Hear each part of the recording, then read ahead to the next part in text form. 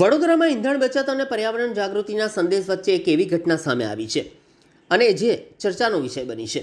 આજે ડેપ્યુટી મેયરની સરકારી ગાડી આશરે 25 મિનિટ સુધી ચાલુ હાલતમાં ઊભી રહી હોવાનો એક વિડીયો અને દાવો સામે આવતા નગરજનોમાં ભારે ચર્ચા જાગી છે. દેશના વડાપ્રધાન મોદી દ્વારા સમયાંતરે પેટ્રોલ ડીઝલની બચત, ઉર્જા સંરક્ષણ અને પર્યાવરણ પ્રત્યે જવાબદારી નિભાવવાનો સંદેશ આપવામાં આવે છે.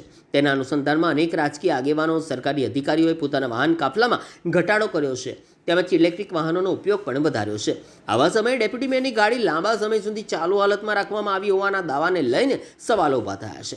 ઘટના સ્થળે હાજર લોકોએ કહ્યું કે વાહનમાં કોઈ સવાર ન હોવા છતાં ગાડી આશરે 25 મિનિટ સુધી ચાલુ રાખવામાં આવી. આ અંગે ડ્રાઈવરે સ્પષ્ટતા કરતાં જણાવ્યું છે કે વાહનના ક્લચમાં ટેકનિકલ ખામી છે.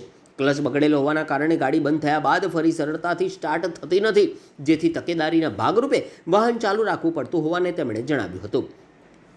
આ સ્પષ્ટતા બાદ સરકારી વાહનોના જાળવણી ખર્ચ, ઈંધણના બગાડ અને જવાબદારીઓના મુદ્દે ચર્ચા શરૂ થઈ છે. હાલ આ મામલે કોઈ સત્તાવાર નિવેદન સામે આવ્યું નથી, પરંતુ ઘટનાએ સરકારી વાહનોના ઉપયોગ અને જાળવણી અંગે ચર્ચા જગાવી છે.